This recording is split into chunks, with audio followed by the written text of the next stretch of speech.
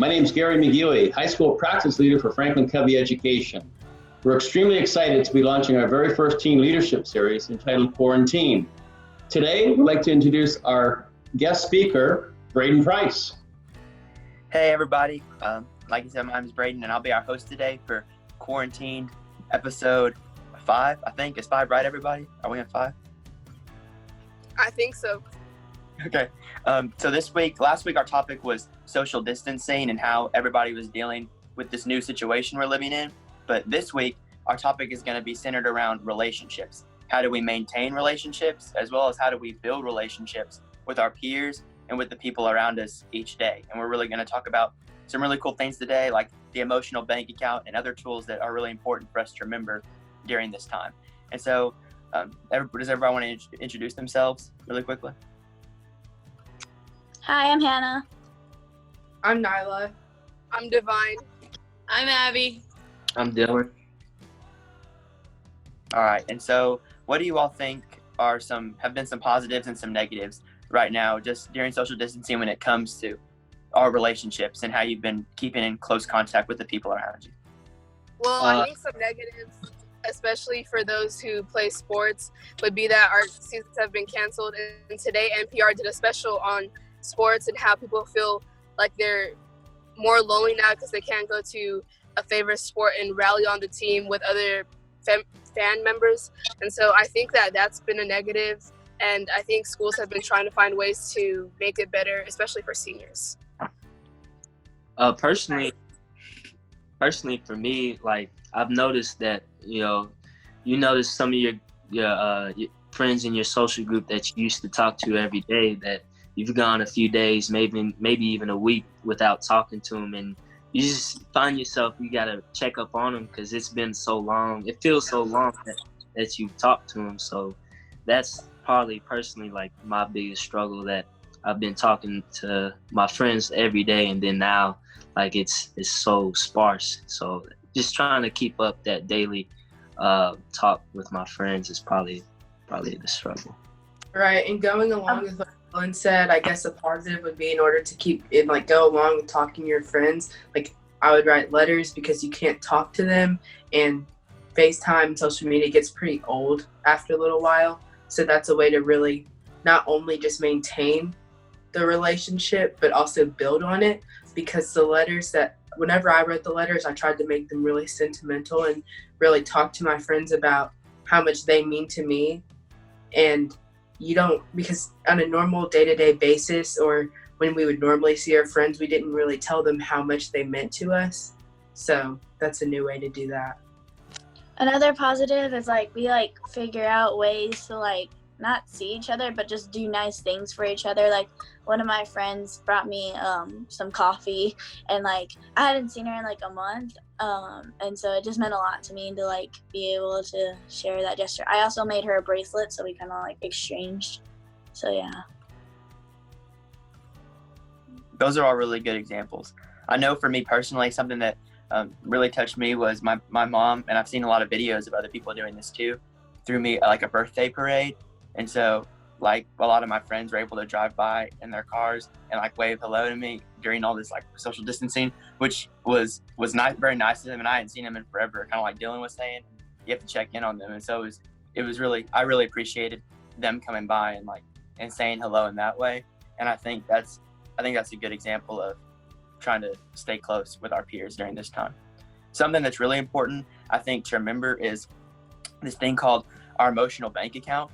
And so we have to continue to make deposits when it comes to our relationships with other people. But there are also things that are called withdrawals. And those are probably negative things that have happened when it comes to our relationship. And there's this idea that there's this 5-to-1 ratio. It takes 5 deposits to make up for just 1 withdrawal. And so during this time of social distancing, it might be really hard to make some of those deposits. And so why do you all think it's so important to continue to make these deposits in our relationships?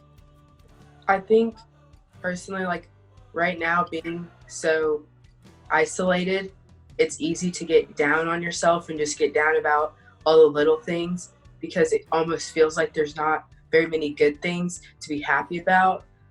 For example, you're talking about the birthday parades. One of my close friends, for their birthday.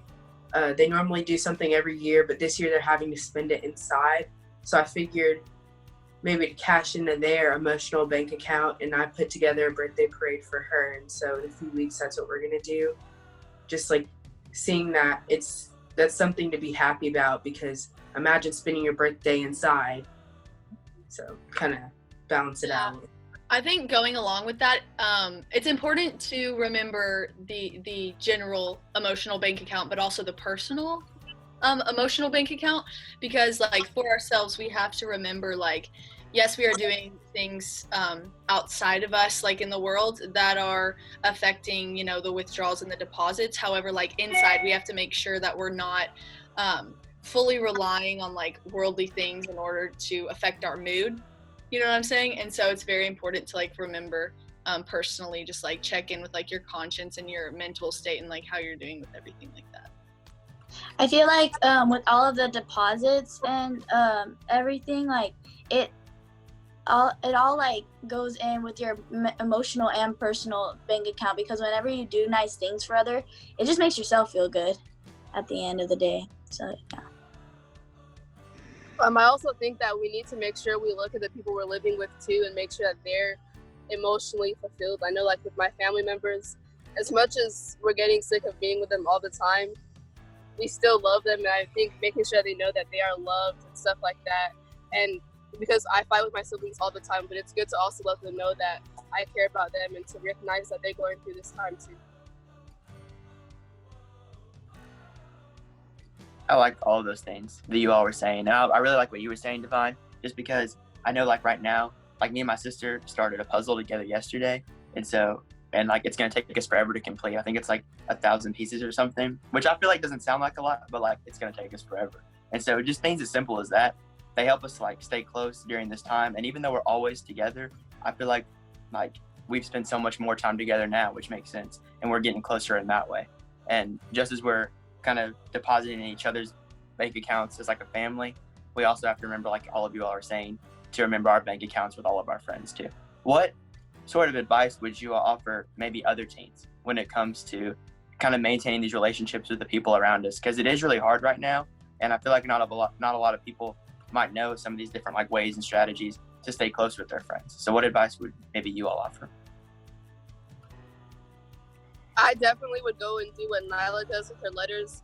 She mentioned that in I think episode 2, and I went ahead and did that for my friends, and it's therapeutic for the person writing it, and I know the people receiving it love receiving it also. So letters are really something that I've utilized. What I've been doing, which I really, really enjoy, is me and my mom will go in her big mom van, and we'll drive and we'll do social distance meals. So basically, like, you'll find a parking lot that's available, that's like legal for you to be in the parking lot. And then you and like this morning we had breakfast with one of my friends and her mom, but we were 6 feet apart, like far away from each other in our cars, and we would sit and just like eat and talk. And it was so nice to just talk to someone else while still following the guidelines.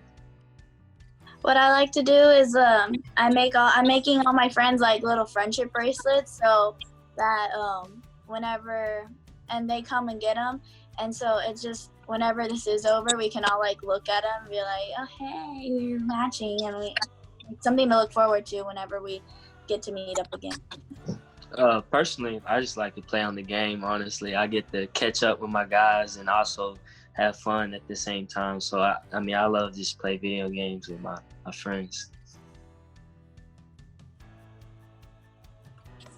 As much as I do love my letters, it's fun. I love a good FaceTime call as well.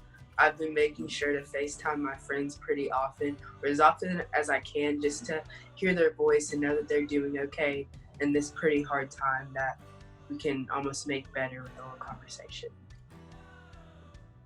Yeah, along with that, whenever I want to text somebody, what I'll do is I'll send a video instead.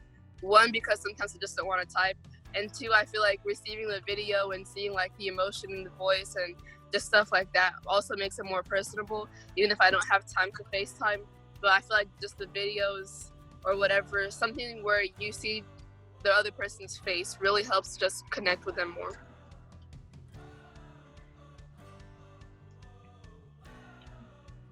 I feel like every time I'm a part of one of these calls, I feel like it's so important to like surround yourself with other people who are uplifting. And I definitely feel like that's what this group is for me. I like taking it just as much as I feel like we're helping other people. I feel like we're kind of helping each other, which is a good thing too.